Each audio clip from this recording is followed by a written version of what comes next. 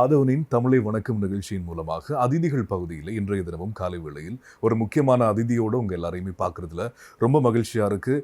இவரோட நிறைய விஷயங்கள் இன்றைய தினம் நாங்கள் பேச போகிறோம். அவர் யார் அப்படின்னு சொல்லி எதிர்பார்ப்போட நீங்களும் காத்திருப்பீங்க.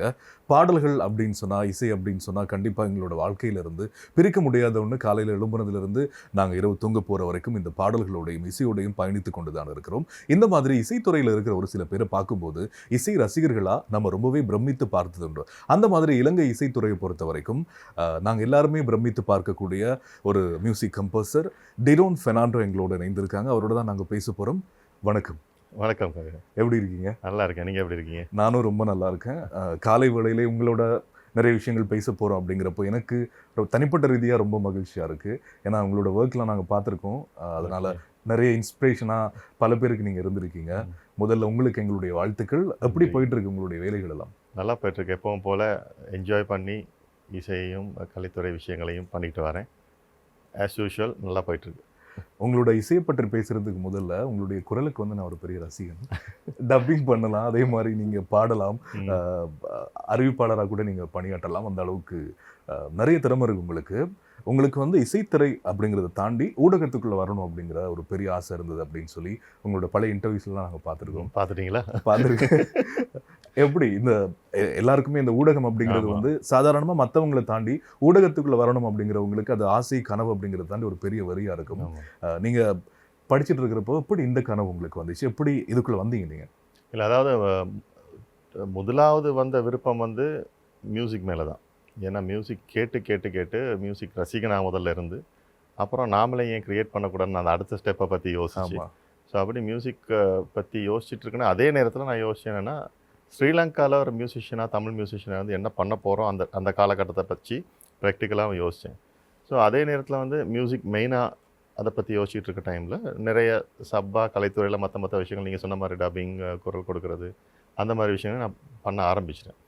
அப்போது ஒரு கட்டத்தில் ஒரு கன்ஃபியூஷன் இருந்துச்சு, இது எது என்னோடய மெயின் ஸ்ட்ரீம் அப்படின்னு சொல்லிட்டு. ஆனால் சந்தேகமே இல்லாமல் மியூசிக் தான் ஒரு கட்டத்தில் தீர்மானிச்சுட்டு ஸோ மியூசிக்கை வச்சுக்கிட்டு ஆனால் இப்போ வரைக்கும் வந்து எல்லா விஷயங்களும் நான் நீங்கள் சொன்ன மாதிரி பண்ணிக்கிட்டு தான் இருக்கோம். என்னோட ஓன் நிறுவனத்திலே வந்து நான் வந்து நிறைய ப்ரொடக்ஷன்ஸ் பண்ணனால என்னோடய விஷயங்களே கூட நான் நிறைய ஒரு வாய்ஸ் ஆர்டிஸ்டாவோ ஸ்கிரிப்ட் எழுதுறதோ அப்படி இப்படி நிறைய விஷயங்கள் பண்ணிக்கிட்டு தான் இருக்கோம். மியூசிக் மெயினாக போயிட்டுருக்கு. உண்மையில் நீங்கள் சொல்கிறத பார்க்கும்போது நிறைய பேர் இந்த மாதிரி ஊடகத்துக்குள்ளே வந்து மற்றவர்களுக்கு கீழே வேலை பண்ணி ஏதோ ஒரு பாட்டாக இருந்துட்டு போகிறது ஒரு விஷயம் இருந்தாலும் நிறைய பேரை வந்து வளர்த்து விடுறது அப்படிங்கிறது ஒரு ரொம்ப பெரிய விஷயம். எனக்கு தெரிஞ்ச பல பேரை நீங்கள் வளர்த்து விட்டுருக்கீங்க. நிறைய இளைஞர்களுக்கு ஏதோ ஒரு வழியை நீங்கள் காட்டியிருக்கீங்க. இது எல்லாத்துக்கும் காரணம் ஒரு டைமில் நீங்கள் வந்து வாய்ப்புகள் தேடி இருந்தப்போ உங்களுக்கு வந்து கண்டிப்பாக நிறைய பேர் உதவி பண்ணியிருப்பாங்க. அந்த இசை அப்படிங்கிற ஒரு விஷயத்தில் உங்களை ஒரு இசையமைப்பாளராக முதல்ல அடையாளப்படுத்துறதுக்கு உங்களுக்கு கிடைத்த அந்த வாய்ப்பை பற்றி சொல்லுங்கள். ஓகே. என்னென்னா நான் முதல்ல வந்து மியூசிஷியனாக இருந்தேன், அதாவது கீபோர்டிஸ்ட்டாக இருந்தேன். ஸோ அந்த நேரம் வந்து இசைக்குழுக்களில் கீபோர்டு வாசிக்கிறது, பாடல்களுக்கு மியூசிக் கீபோர்டிஸ்ட் அப்படிங்கிற ஒரு கட்டத்தில் தான் இருந்தேன். ஸோ அதுக்கு அடுத்த கட்டம் தான் சரி எத்தனை நாளைக்கு நாங்கள் மற்றவங்க பாட்டே வாசிக்கிட்டு இருக்க போகிறோம், நாம் எப்போ க்ரியேட் பண்ண போகிறோம் அப்படிங்கிற ஒரு தாட் வர ஆரம்பித்த பிறகு நான் மெல்ல மியூசிக் டெக்னாலஜி அப்படி இப்படின்னு கற்று நானே தான் வந்து அதுக்கான வாய்ப்பை க்ரியேட் பண்ணிக்கிட்டேன்னு சொல்லணும். மியூசிக் படித்தேன், ஆனால் வந்து மியூசிக் டெக்னாலஜியெலாம் நானாக தான் படித்தேன். அந்த நேரம் படிச்சுட்டு முதலாக நானே ஒரு கிறிஸ்டியன் ஆல்பம் நானே ப்ரொடியூஸ் பண்ணி நானே ரிலீஸ் பண்ணேன். அதுதான் மியூசிக் கம்போசராக என்னை நான் காட்டிக்கிட்ட ஃபஸ்ட் தருணம்னு சொல்லலாம். ஸோ அந்த டு பி ஹானஸ்ட் அதை நான் தான் க்ரியேட் பண்ணிக்கிட்டேன் அந்த சிச்சுவேஷனை. அதில் ஆரம்பித்தது. அதிலிருந்து இவ்வளோ நீண்ட தூர ஒரு பெரிய பயணம்.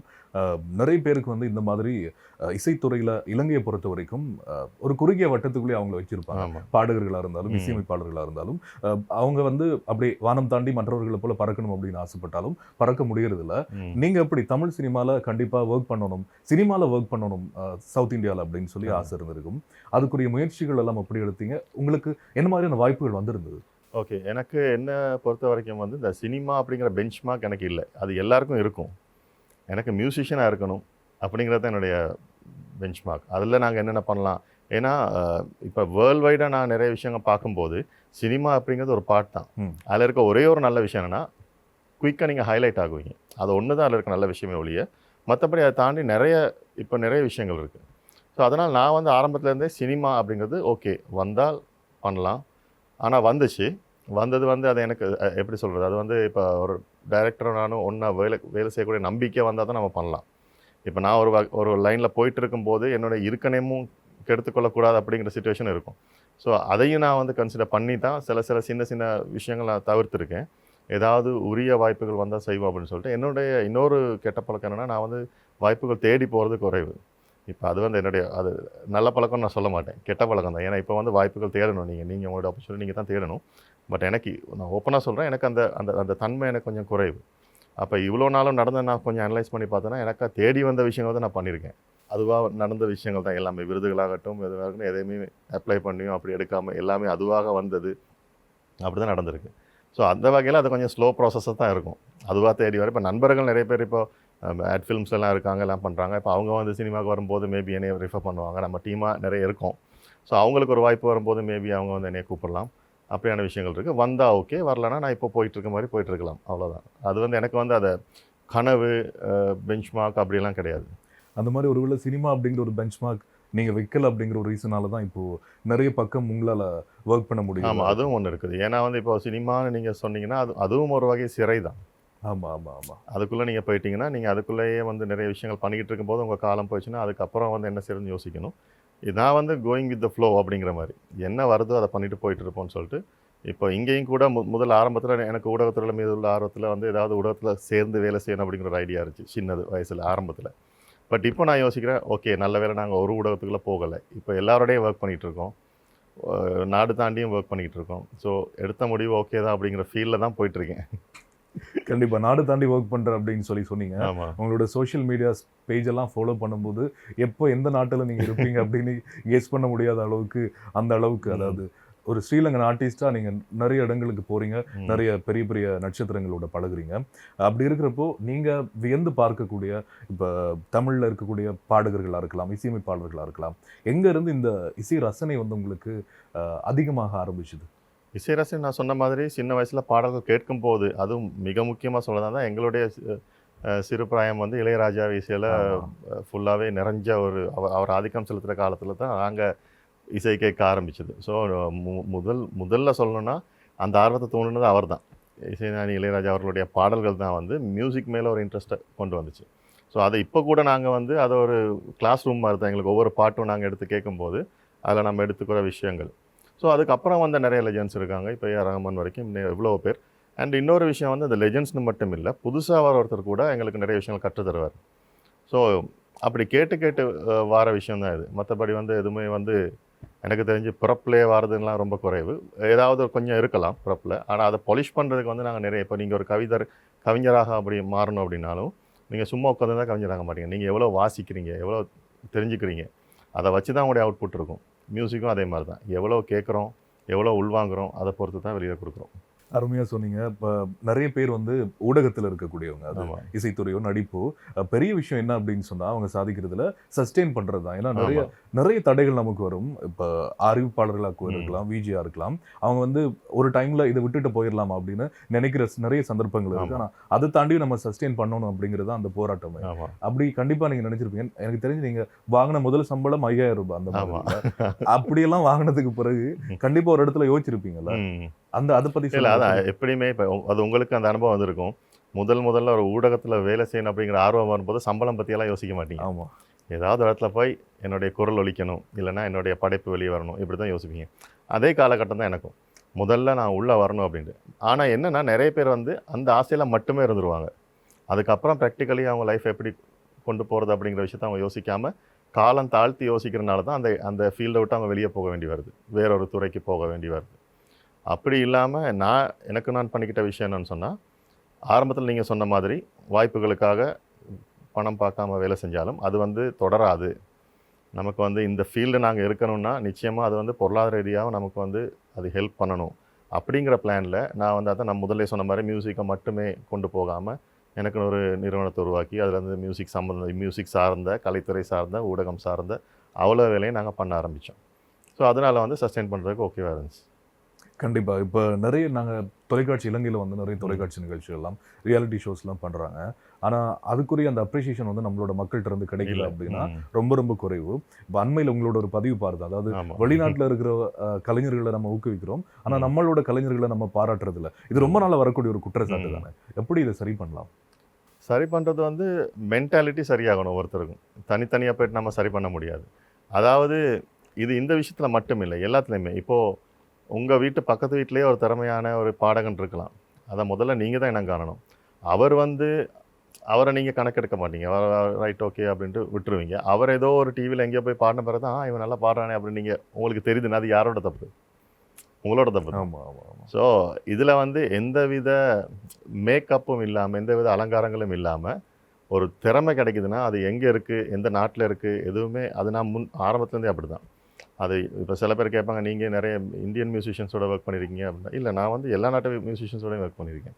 அதில் இந்தியா ஒரு நாடு, அதுலேயும் ஒர்க் பண்ணியிருக்கேன். ஆமாம். அவ்வளோதான். மற்றபடி வந்து நான் நிறைய நாட்டு பாடல்களோட கொலபரேட் பண்ணியிருக்கேன். ஏன்னா இப்போ ஈவன் நேற்று கூட டிக்டாக்ல ஒரு சிங்கர் நான் பார்த்தேன். அவர் சிங்கர் கிடையாது, அவருக்கு கார் ஓட்டிகிட்டே பாடிட்டு போகிறார், நல்லா பாடுறாரு, ப்ரொஃபஷனலாக பாடுறாரு. அப்போ நான் அவருக்கு மெசேஜ் பண்ணேன், நம்பர் அனுப்புங்கன்னா அவரோட பேசினேன். கொழும்பு வந்தால் வாங்க மீட் பண்ணுவோம், ஏதாவது பண்ணுவோம். இதுதான் என்னோட ஸ்டைல். ஏன்னா வந்து அவர் நாளைக்கு அவர் எங்கேயோ பெரிய ஆளாகி அதுக்கு பிறகு அவரை வச்சு தான் அடையாளம் தேரணும்னு நினச்சி தான் எல்லோரும் கூப்பிடுவாங்க. அப்படி இல்லாமல் திறமைகள் எங்கே இருக்கோ உடனே ஐடென்டிஃபை பண்ணி அதை முடிஞ்ச அளவுக்கு, எங்களால் முடிஞ்ச அளவுக்கு வெளியே கொண்டு வந்தால் அதுக்கப்புறம் அவங்க அதை பார்த்துக்குவாங்க. ஸோ இது எனக்கு மட்டும் இல்லை, எல்லா கலைஞர்களுக்கும் எல்லா ரசிகர்களுக்கும் இருக்க வேண்டிய ஒரு விஷயம். அப்படி மாறினா தான் அது மாறுமே ஒழிய மற்றபடி வேறுமே கட்டாயம். நீங்கள் அந்த லாஸ்ட்டாக சொன்ன அந்த விஷயம் தான் நிறைய நாங்களே பார்த்துருக்கோம். இப்போ நீங்கள் பண்ண மாதிரி இந்தியாவிலலாம் அந்த மாதிரி ஒரு சில இசையமைப்பாளர்கள் மட்டும்தான் இந்த மாதிரியான ஆட்களுக்கு வாய்ப்பு கொடுக்கணும் அப்படின்னு இருப்பாங்க. அதில் எனக்கு இமான் சார் ரொம்ப பிடிக்கும். ஆமாம். அவர் அந்த மாதிரி எங்கேயாவது ஒருத்தர் பார்த்தார் அப்படின்னு சொன்னால் எப்படியாவது அவங்களை அப்ரோச் பண்ணி வாய்ப்பு கொடுப்பாங்க. ஸோ அந்த மாதிரி இலங்கையை பொறுத்த வரைக்கும் நீங்கள் எங்கேயாவது ஒரு இடத்துல இது நல்லா இருக்கு அப்படின்னு ஃபீல் பண்ணும்போது உங்களால் முடிஞ்ச விஷயத்த பண்ணணும் அப்படின்னு நினைக்கிறீங்க இல்லையா? இது எப்படி ஆரம்பமானது? நிறைய கலைஞர்களுக்கு நீங்க ஹெல்ப் பண்ணிருக்கீங்க, அதாவது ஐ மீன் அவங்களுக்கு ஒரு வாய்ப்பை ஏற்படுத்தி கொடுத்துருக்கீங்க. இல்லை, அது ஹெல்ப்னு சொல்ல முடியாது. அது சரியான வார்த்தை என்னன்னா, அவங்களுடைய திறமையை நான் பயன்படுத்திக்கிறேன். ஓகே, அதுதான் உண்மை. இது நான் சொல்லலை.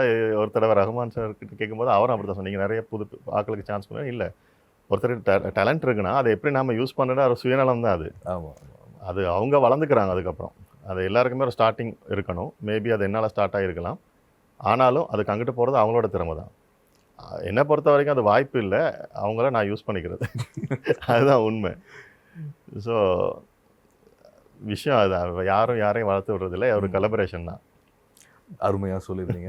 மேபி இது உங்களோட தன்னடக்கமாக கூட இருக்கு. இல்லை, ப்ராக்டிக்கலாக தான் பேசுகிறேன். அருமை அருமை. நிறைய நீங்கள் ஈவெண்ட்ஸ்லாம் பண்ணியிருக்கீங்க. அதாவது இந்தியாவில் இருக்க, நீங்கள் சொல்கிற மாதிரி இந்தியா அப்படிங்கிறது ஒரு நாடு, நிறைய நாடுகளில் இருக்கக்கூடிய கலைஞர்களோடு நீங்கள் பணிபுரிந்திருக்கீங்க. அதனால ஒரு குறுகிய வட்டத்தை தாண்டி பல கலைஞர்களை நீங்கள் பார்த்துருக்கீங்க. இப்படி இருக்கிறப்போ இப்போ இருக்கிற டைமில் நிறைய டெக்னாலஜி வைஸ் நிறைய விஷயங்கள் நம்ம வளர்ந்துக்கிட்டே போகிறப்போ இந்த கலைத்துறை அப்படிங்கிற ஒரு விஷயத்தில் கலைஞர்களுக்கு கிடைக்க வேண்டிய அங்கீகாரம் கிடைத்துக்கிட்டே இருக்கிறதா? கண்டினியூவாக இந்த கலைத்துறை வந்து இலங்கையை பொறுத்த வரைக்கும் வளரக்கூடிய வாய்ப்புகள் இருக்கிறதா? இல்லை, வாய்ப்புகள் நிறையவே இருக்குது. அதாவது கலைத்துறைன்னு சொல்கிறத விட இப்போ நான் என்ன சொல்கிறேன்னா, இப்போது ஒவ்வொரு தனி கலைஞர்கள் தான் அதை பார்த்துக்கணும். தனி துறையாக சேர்ந்து வளர்கிறதுக்கான சந்தர்ப்பங்கள் இலங்கையை பொறுத்த வரைக்கும் மிக குறைவு. ஏன்னா இங்கே திரைப்படங்களோ ஏதாவது பிளாட்ஃபார்ம்ஸோ குறைவு. ஆனால் இலங்கையை பொறுத்த வரைக்கும் நீங்கள் பார்ப்பீங்க, சில பேர் வந்து இங்கேருந்தே உலகளாவிய ரீதியில் நிறைய விஷயங்கள் பண்ணிக்கிட்டு இருக்காங்க இப்போவும். ஸோ அவங்கள யாருமே வந்து எந்த டிவியோ இந்த ரேடியோ வளர்த்து விடாமல் அவங்க வெறும் சோஷியல் மீடியாவை மட்டுமே நம்பி அதுக்குள்ளே வந்து அங்கேருந்து ஃபேமஸான நிறைய பேர் இருக்காங்க. ஸோ இந்த காலகட்டத்தில் வந்து வளர்த்து கொள்வது என்பது அவங்களுடைய ஓன் பிராண்டிங் தான். அவங்கள எப்படி காட்டிக்கிறாங்க, முதலாவது விஷயம். அவங்க திறமையை அவங்க எப்படி பாலிஷ் பண்ணிக்கிறாங்க, அதை எப்படி மக்கள்கிட்ட கொண்டு போய் சேர்க்குறாங்க. அவங்க ஒரு வேளை கொஞ்சம் வெற்றி அடைஞ்சாங்கன்னா எப்படி அவங்களுடைய ஆட்டிடியூட்ஸ் இருக்குது, இந்த எல்லாம் தான் அவங்கள வந்து எவ்வளோ காலம் அந்த ஃபீல்டில் இருக்கிறதுன்னு தீர்மானிக்கிறது. ஸோ கலைத்துறை வளரும் வளராது அப்படிங்கலாம் இல்லை, நீங்கள் வளர்றீங்களா இல்லையா. நீங்கள் ஒரு கலைஞராக இருந்தால் நீங்கள் எப்படி வளர்றீங்கன்னு முடிவு பண்ணுங்கள். 10 பேர் சேர்ந்து வளரும் போது துறை தானாக வளரும். அதே மாதிரி டிரோன் பெர்னாண்டோ அப்படின்னா எங்களுக்கு வந்து நிறைய விஷயங்கள் தமிழ் இலங்கையில் தமிழ் கலைத்துறையில் பல விஷயங்கள் பண்ணியிருக்கீங்க அப்படிங்கிறது தெரியும், ஒரு இசையமைப்பாளராக தெரியும். இந்த மியூசிக் கம்போசிங் அப்படிங்கிற ஒரு விஷயத்தை தாண்டி வேறு என்னென்ன விஷயங்கள்லாம் உங்களுக்கு ஈடுபாடு இருக்குது? அதான் நான் முதல்ல சொன்ன மாதிரி இப்போ நான் டப்பிங் ஆர்டிஸ்டாக நிறைய விஷயங்கள் டப் பண்ணியிருக்கிறேன். அண்டு விளம்பரங்களுக்கு அண்டு டாக்குமெண்ட்ஸு குரல் கொடுக்கறது அண்டு எழுதுறது. நான் வந்து முந்தி ஜேர்னலிசமும் பண்ணேன். ஒரு எனக்கு ஒரு பத்திரிகையில் ஒரு பேஜே தந்திருந்தாங்க. ஒரு கிட்டத்தட்ட 52 வாரங்கள் எழுதியிருக்கேன். அந்த மாதிரி எழுத்துத்துறையிலையும் ஆர்வம் இருக்குது. இப்படி என்ன முடியுமோ அதெல்லாம் பண்ணிட்டு தான் இருக்குது. இந்தியன் ரியாலிட்டி ஷோஸ் பற்றி இப்போ இலங்கையில் இருக்கக்கூடிய மக்களுக்கு ஒரு நிறையவே அண்டர்ஸ்டாண்டிங் கொண்டு வந்திருக்கு. ஆனால் சில நேரங்களில் அது மிஸ் அண்டர்ஸ்டாண்டிங்காக மாறுறது நாங்கள் பார்க்குறோம் சோஷியல் மீடியாஸ். ஏன்னா ரீசெண்டாக இலங்கையிலிருந்து போன நிறைய பேர் வந்து கண்ட்ரவர்சி ஆக்கி பல விஷயங்கள் பேசி விமர்சிக்கப்படுறதெல்லாம் பார்க்குறோம். ஸோ இலங்கையில் இருக்கிற ஒரு இசையமைப்பாளராக இந்த விஷயத்தை நீங்கள் எப்படி பார்க்குறீங்க? இதில் வந்து நான் இசையமைப்பாளராக மட்டும் இல்லாமல் ஒரு ப்ரொடக்ஷன் சைடில் இருக்க ஒரு ஆளாகவும் நான் யோசிக்க வேண்டியிருக்கும். இப்போ இவங்களோடலாம் ஈவன் நீங்கள் சொல்கிற சேனல்ஸோட கூட நான் ஒர்க் பண்ணிட்டு இருக்கனால உள்ளே என்ன நடக்குது அப்படிங்கிறது கூட கொஞ்சம் நான் பார்த்துருக்கனால இதில் என்ன விஷயம்னா, யாருமே இங்கே வந்து யாரையும் நான் முதல்ல சொன்ன மாதிரி யாரையும் வளர்த்து விடணுங்கிறதுக்காக ப்ரோக்ராம் செய்யலை. தங்களோட சேனல் டிஆர்பியில் முன்னாடி நிற்கணும், தங்களோட ப்ரோக்ராம் ஹிட் ஆகணும், எல்லாமே போட்டி. அதுக்கு என்ன பண்ணுறது, மக்களோட சென்டிமெண்ட்டை எப்படி யூஸ் பண்ணுறது, திறமை அப்படிங்கிறது மட்டும் இல்லாமல் இங்கே நிறைய விஷயங்கள் இன்க்ளூட் ஆகுது. ஸோ இதில் வந்து பார்க்குற ஆடியன்ஸ் தான் அவனுடைய திறமையை மட்டும் பார்க்குறதா, இல்லைனா இந்த பக்கவாத்தியங்கள்லாம் பார்த்து முடிவு பண்ணி அதை பற்றி பேசி அவனுடைய திறமையை மலங்கடிச்சிட்டு வேறு ஏதாவது விஷயம் பேசிக்கிட்டு இருக்கதா அப்படிங்கிறத நாங்கள் தான் வயசாக முடிவு பண்ணணும். ஏன்னா யாரையுமே போய்ட்டு நாங்கள் குறை சொல்லிக்கிட்டு இருக்க முடியாது. ஏன்னா இன்னொரு வகையில் பார்த்தா அந்த பையனோ பொண்ணோ அந்த இடத்துக்கு போகிறனால தான் அந்த கண்ட்ரவர்சி கூட வருது. இல்லைன்னா அவங்க யாருன்னே கூட அவங்களுக்கு தெரியாது, அதை பற்றி பேசவும் மாட்டீங்க. அதே பையனும் பொண்ணோ இங்கே பாடியிருப்பாங்க, இங்கே உள்நாட்டோர் தொலைக்காட்சியிலையோ வானொலியோ பாடியிருப்பாங்க, யாருக்கும் தெரியாது. ஸோ அங்கே போன பிறகு அந்த பையனை உடுப்பை பற்றியோ அந்த பையனோட நடத்தை பற்றியோ பொண்ணை பற்றியோ பேசி ஒரு கண்டென்ட் க்ரியேட் பண்ணிகிட்டு இருப்பாங்க எல்லாரும். இப்போ எல்லாருக்குமே கருத்து சொல்கிற சுதந்திரம் இருக்குது பப்ளிக்காக சோஷியல் மீடியாவில். அதனால் அவங்க இப்போ பொதுவாக யாராக இருந்தாலும் அவங்கவுங்களுக்குன்னு ஒவ்வொரு வியூ இருக்கும். நான் இப்போ இந்த பூவை பற்றி கேட்டேன்னா 10 பேர் 10 மாதிரி தான் சொல்லுவாங்க. ஸோ 10 பேரும் திருப்திப்படுத்த முடியாது. நான் என்ன சொல்கிறேன்னா, அவருக்கு அந்த களம் கிடச்சிருக்கு, அவர் அதை அவருக்கு தேவையான மாதிரி யூஸ் பண்ணிக்கிறாரு. அவருடைய திறமையை நீங்கள் ரசிங்க, பாராட்டுங்க. மற்றபடி கமர்ஷியல் விஷயங்களில் நாங்கள் சகிச்சு போகத்தான் வேணும், அதர்வைஸ் ப்ராக்டிக்கல் இல்லை. கண்டிப்பாக நிறைய லெஜெண்ட்ஸோடலாம் நீங்கள் ஒர்க் பண்ணியிருக்கீங்க அப்படின்னு நாங்கள் பார்த்துருக்கோம். அவுட்டோர் ஷோஸ்லாம் பண்ணும்போது ப்ரொமோஷன்லாம் அந்த மாதிரி நீங்கள் பண்ணும்போது உங்களால் மறக்க முடியாத ஒரு சில அனுபவங்கள் சில பேரோட, ஸ்ரீனிவாஸ் உட்பட நிறைய பெரிய பெரிய தமிழ் டெலிவிஷனில் இருக்கலாம், இல்லைனா சினிமாவில் இருக்கலாம், பெரிய பாடகர்கள் இசையமைப்பாளர்களோடலாம் நீங்கள் பார்த்துருக்கீங்க. இப்போ அதில் ஏதாவது உங்களுக்கு மறக்க முடியாத ஏதாவது அனுபவங்கள் இருக்கா பகிர்ந்துக்கிறதுக்கு? மறக்க முடியாது அப்படின்னு சொல்கிறத விட அதெல்லாம் ஒவ்வொரு விஷயமே மறக்க முடியாது. ஏன்னா இப்போ நாங்கள் வந்து இலங்கையிலேருந்து ஒரு இசைக்கலைஞனாக பார்த்தா நானாக தனியாக முயற்சி பண்ணி அவங்களோடலாம் ஒர்க் பண்ணுறதுக்கான சந்தர்ப்பத்தை உருவாக்கிக்கிறது வந்து உண்மையாக மறக்க முடியாத விஷயம் தான். மற்றபடி அவங்களும் வந்து எனக்கு கொடுக்குற சப்போர்ட் இருக்குது. இப்போது ஃபார் எக்ஸாம்பிள் இப்போ எனக்கு ஒர்க் பண்ணுறது ஈஸியாக இருக்கும். ஆரம்ப காலகட்டத்தில் நான் யாருன்னே அவங்களுக்கு தெரியாமல், இப்போ அதெல்லாம் நான் வந்து ஸ்ரீனிவாஸ் சார் முக்கியமாக சொல்லணும். அவர் வந்து நான் என்னோடய ஃபஸ்ட் ஆல்பம் செய்யும் போதே வந்து நான் சொன்னது தான் என்னோடய ஃபஸ்ட் ஆல்பம், நீங்கள் பாடுறீங்களான்னு கேட்டதுக்கு உடனே சரின்னு சொன்னார். வேறு எந்த கேள்வியுமே கேட்கல. சில பாடல்களை அப்ரோச் பண்ணும்போது இல்லை அதெல்லாம் சொல்லியிருக்காங்க ஆரம்பத்தில்.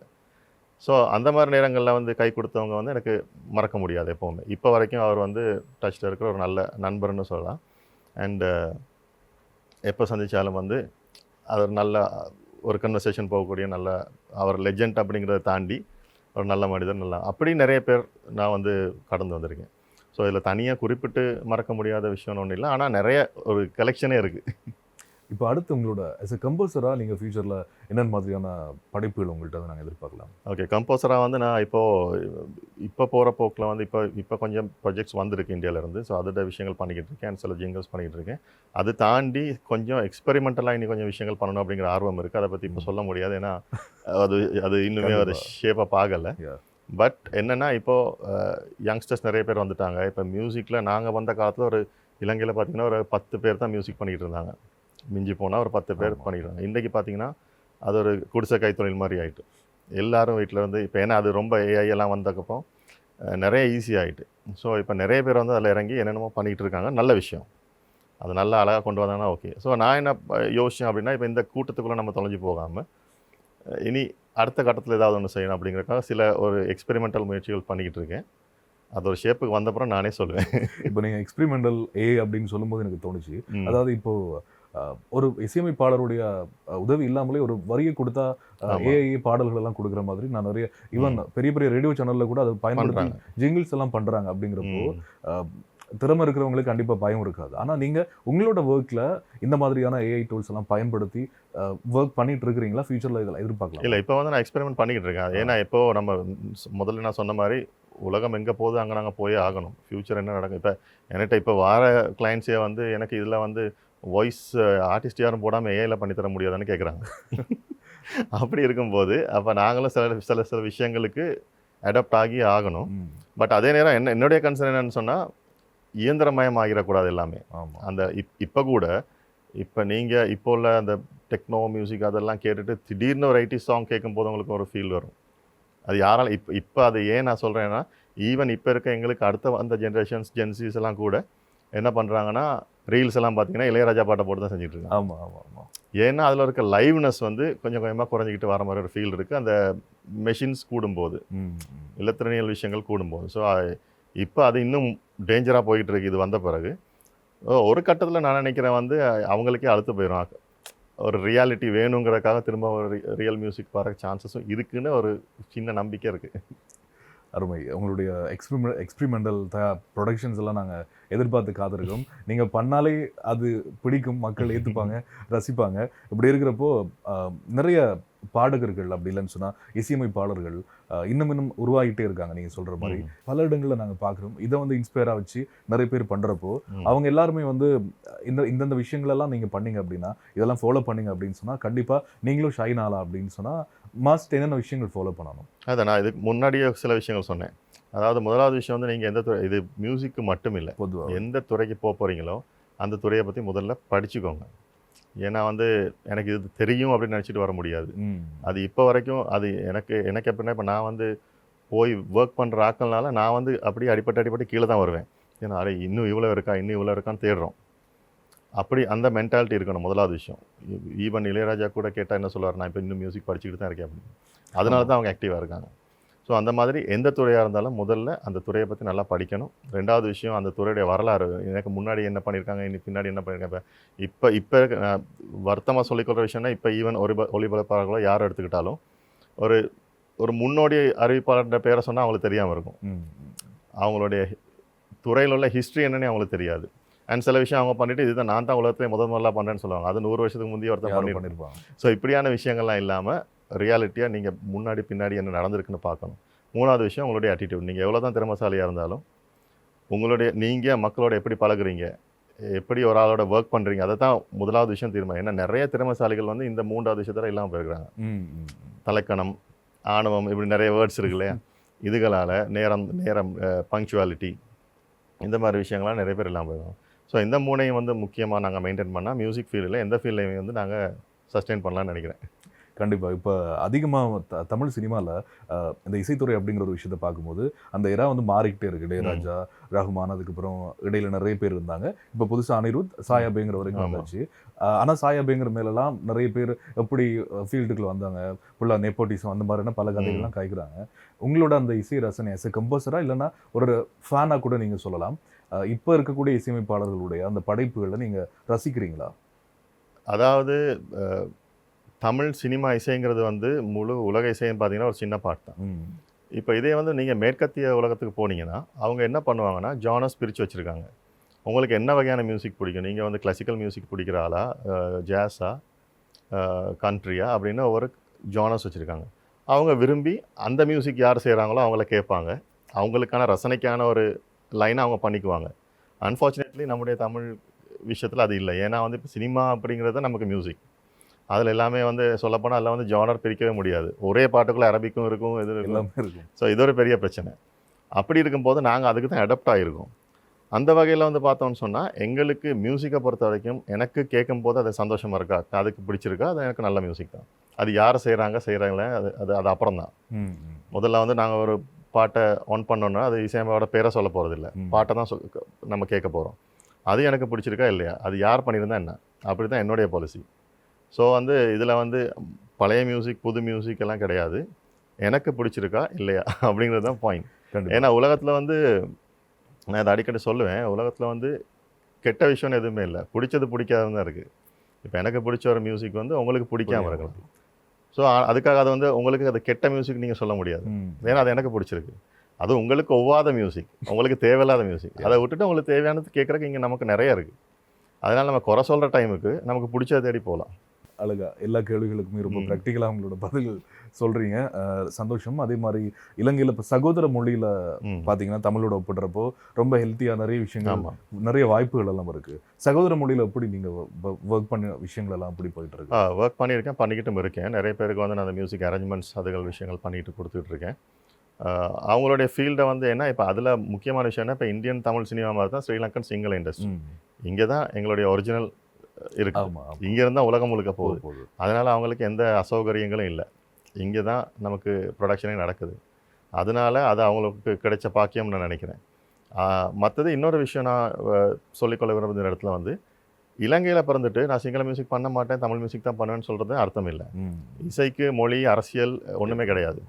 உங்களுக்கு இப்போ நாளைக்கு போயிட்டு தெலுங்கில் பண்ணினாலும் பண்ண தான் போகிறோம், ஹிந்தியில் பண்ணாலும் பண்ண தான் போகிறோம். எங்கே வாய்ப்பு கிடைக்குதோ மியூசிக்கை தான் பண்ண போகிறோம். ஸோ அதனால் வந்து எங்களுடைய சில கலைஞர் இருக்காங்க, இல்லை நான் தமிழ் மட்டும்தான் பண்ணுவேன் அப்படின்னு. எங்கே வாய்ப்பு கிடைக்குதோ அதை பண்ணுங்கள். உங்களுடைய மியூசிக் தான் வெளியே வரணும். அது எந்த மொழியில் வந்தாலும் மியூசிக் தானே. ஸோ அந்த மென்டாலிட்டியும் கொஞ்சம் வளர்ந்தால் இது நிறைய பேர் வந்து சிங்கள இசை துறைக்குள்ளேயும் உள்வாங்கப்படுவாங்கன்னு நான் நினைக்கிறேன். நிறைய விஷயங்கள் நம்ம பண்ணிட்டு இருக்கிறப்போ கண்டிப்பாக ஒரு பக்கம் எங்களுடைய ஃபேமிலி அப்படிங்கிற ஒரு விஷயத்தோட சப்போர்ட் இருக்கும். இப்போ நீங்கள் குடும்பஸ்தன் அப்படிங்கிறதுனால ரெண்டையுமே பார்க்கணும். அதே மாதிரி நிறைய ஒர்க் பண்ணிட்டு இருக்கீங்க ஒரு பக்கம். எப்படி ரெண்டையுமே எப்படி மேனேஜ் பண்ணுறீங்க? எல்லாரும் பண்ணுற மாதிரி தான். ஏன்னா இது வந்து ப்ரொஃபஷன், ஃபேமிலி. ஸோ வந்து ப்ரொஃபஷன் சரியாக போனால் தான் ஃபேமிலி சரியாக போகுங்கிறது எல்லாருக்கும் தெரியும். அதனால் அதில் ஒரு ஸ்பெஷல் ஒரு கலைஞராக இருக்கும்போது சில பேர் சொல்லுவாங்க அது கஷ்டம் அப்படி இப்படின்னு சொல்லிட்டு. பட் நம்ம மேனேஜ் பண்ணிக்கொள்கிற விதத்தில் தான் இருக்குது. அண்ட் அதுக்கான அண்டர்ஸ்டாண்டிங் குடும்பத்துலேருந்து கழிச்சுன்னு சொன்னால் ஒரு விஷயமும் இல்லை. அருமை. அதே மாதிரி இப்போ நீங்கள் நிறைய ஒர்க் பண்ணிட்டு இருக்கீங்க அப்படின்னு சொன்னீங்க. உங்களுடைய புதிய படைப்புகளுக்கெல்லாம் உங்களுடைய வாழ்த்துக்கள். இலங்கையை பொறுத்த வரைக்கும் இப்போ இருக்கக்கூடிய புதிய நிறைய படைப்புகளை நாங்கள் பார்க்குறோம். இண்டிவிஜுவலாக நிறைய இண்டிபெண்டன்ட் ஆர்டிஸ்ட் ஒர்க் பண்ணிட்டு இருக்காங்க. அப்படி இருக்கிறப்போ அந்த மாதிரியான வீடியோஸ் எல்லாம் நீங்கள் கண்டிப்பாக நீங்கள் பார்த்துருப்பீங்க. புதிய இப்போ வளர்ந்து வரக்கூடிய இளைஞர்கள் இருக்கக்கூடிய அவங்களுடைய அந்த தனிப்பட்ட படைப்புகள் அதெல்லாம் நீங்கள் எப்படி பார்க்குறீங்க? இது வந்து அவங்களுடைய அந்த படைப்புகள் எல்லாம் வந்து அவங்க கொடுக்கறதுக்குரிய அந்த களங்கள் வந்து இப்போ அதிகமாக இருக்குது, உங்களுக்கு இருந்ததை விட அதிகமாக இருக்குது அப்படின்னு நினைக்கிறீங்களா? ஆமாம், நிச்சயமாக அதிகமாக இருக்குது. ஏன்னா இப்போ நாங்கள் ஆரம்பித்த காலங்களில் ஒரு ஷூட் பண்ணணும் அப்படின்னா கேமரா தேடி போகணும், அது செய்யணும், நிறைய விஷயங்கள் இருக்குது. லைட்டிங், இப்போ அப்படி இல்லை. ஒரு ஐஃபோன் இருந்தால் போதும் உங்களுக்கு, இல்லாட்டி ஒரு நல்ல குவாலிட்டியான ஃபோன் இருந்தால் போதும். அண்ட் உங்களை கட் பண்ணி தான் இல்லை முக்கியமான விஷயம். அண்டு நீங்கள் ஃபோன்லேயே கூட அதை எடிட் பண்ணி முடிச்சிடலாம். அந்த மாதிரி கைக்குள்ளே உலகம் வந்துட்டு உங்களுக்கு எக்ஸ்கியூசஸ் இல்லை. அதனால் இப்போ இருக்கவங்களுக்கு நிறைய ஈஸியாக ப்ரொடக்ஷன்ஸ் பண்ணலாம் அப்போ இருக்கிறத விட. ஆனால் ஒரே ஒரு விஷயம் வந்து நான் பார்த்த அளவில் வந்து எல்லாருமே வந்து ஒரு சினிமேட்டிக்காக மட்டுமே இருக்காங்க. ஆமாம், அதாவது ஒரு சினிமா பாட்டை பார்த்துட்டு இண்டிபெண்ட்டாக செய்யும்போது ஒரு சினிமா பாட்டு மாதிரியே இருக்கணும், ஒரு பாட்டு செய்வோம் அப்படி. ஆனால் இண்டிபெண்ட் மியூசிக் அப்படிங்கிறதுக்கான வரைவிலக்கணம் அது அல்ல. அது சினிமா மியூசிக்கோட சொல்ல முடியாத, சினிமாவில் சொல்ல முடியாத நிறைய விஷயங்கள் வந்து இண்டிபெண்ட் மியூசிக்கில் சொல்லலாம், விஷுவல்லையும் காட்டலாம். ஸோ இப்போ இலங்கையில் ஒரு முக்கியமான ஒரு விருதுக்கு நான் வந்து நடுவராக பணியாற்றினேன். அப்போ 2-3 நாளைக்கு முன்னாடி. அப்போ நிறைய மியூசிக் வீடியோஸ் பார்க்க வேண்டி வந்தது. ஓகே, அங்கே. ஸோ அதில் எங்களுக்கு இருந்த ஒரே ஒரு பிரச்சனை தான், எல்லாமே வந்து சினிமாத்தனமாக தான் இருந்துச்சு. 1-2 படைப்புகள் மட்டும் வந்து வித்தியாசமாக யோசித்து வித்தியாசமான கருத்துக்களை சொல்கிற பாடலாக இருந்துச்சு. ஸோ அப்படி பார்க்கும்போது நாங்கள் பரிந்துரை செய்யக்கூடியது அந்த மாதிரியான பாடல்களாக தான் இருக்கும். ஏன்னா வந்து இந்த பிளாட்ஃபார்மை சரியாக யூஸ் பண்ணணும். சினிமேட்டிக்காக செய்கிறது ஈஸி. ஒரு ஹீரோயினை விரட்டி போய் பாடுறது அப்படி இப்படின்னு ஒரு ஃபார்மல் டெம்ப்ளேட் இருக்குது. அதை விட்டுட்டு இன்னும் புதுசாக நிறைய யோசிச்சா இன்னும் நல்லாயிருக்கும்னு நினைக்கிறேன். அது வந்து மேற்கத்திய நாடுகள்லையும் ஈவன் இந்தியாலையும் வந்து பாப் கல்ச்சர் முந்தி வந்த நேரம் நிறைய செஞ்சாங்க. ஆல்பம்ஸ் பார்த்தீங்கன்னா வேறு மாதிரி இருக்கும். ஈவன் ஹாலிவுட்லேயே இருக்கட்டும், ஆல்பம் சாங்ஸுங்கிறது வேறு கேட்டகரியில் சொல்கிற விஷயங்கள் எல்லாம் வேறையாக இருக்கும். ஆனால் இலங்கையை பொறுத்த வரைக்கும் மோஸ்ட்லி சினிமாத்தனமாக இருக்கிறத மாற்றினா நல்லாயிருக்கும். நீங்கள் நிறைய ப்ரொடக்ஷன் பண்ணதுனால, இப்போ ஆல்ரெடி அவுட்டோரில் ஷோஸ்லாம் பண்ணதுனால, ஃபியூச்சரில் இந்த மாதிரியான ஆர்டிஸ்ட் கூட இவங்கள வச்சு ஒரு கன்சர்ட் பண்ணணும், இவங்களோட ஒரு அவுட்டோர் ஷோ செய்யணும் அப்படின்னு சொல்லி ஒரு லிஸ்ட் இருக்கும் இல்லையா? அந்த மாதிரி யாரை எதிர்பார்க்கலாம் வெகு விரைவில்? இல்லை, அது வந்து நான் சொன்ன மாதிரி தான், எதுவுமே ப்ரீ பிளான் கிடையாது.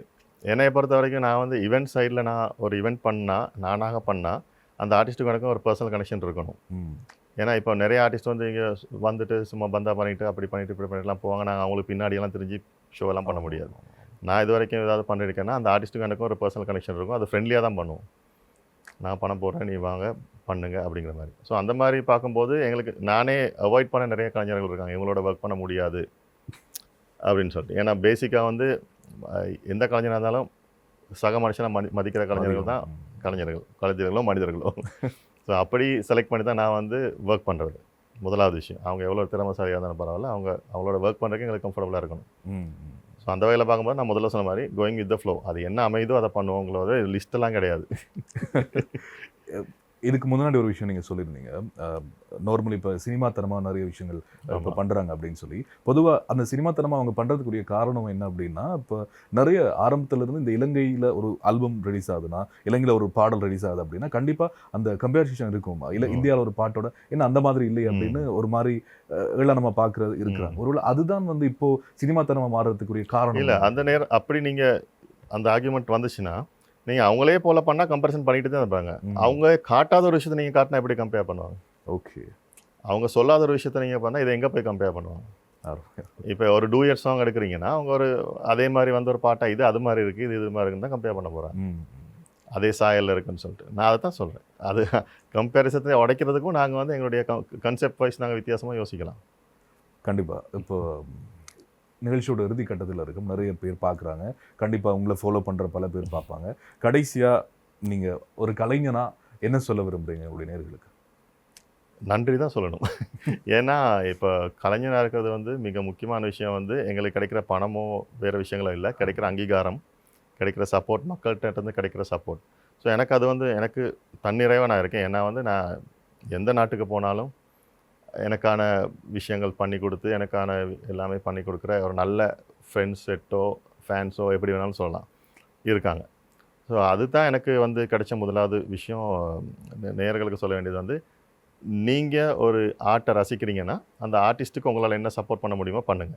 ஏன்னா வந்து ஒரு சினிமால இருக்கவங்க வந்து கமர்ஷியலி எப்படியாவது போயிருவாங்க. இண்டிபெண்டன்ட்டா பண்ணிக்கிட்டு இருக்கவங்க நெறைய போராட்டங்களோட தான் அத பண்ணிக்கிட்டு இருப்பாங்க.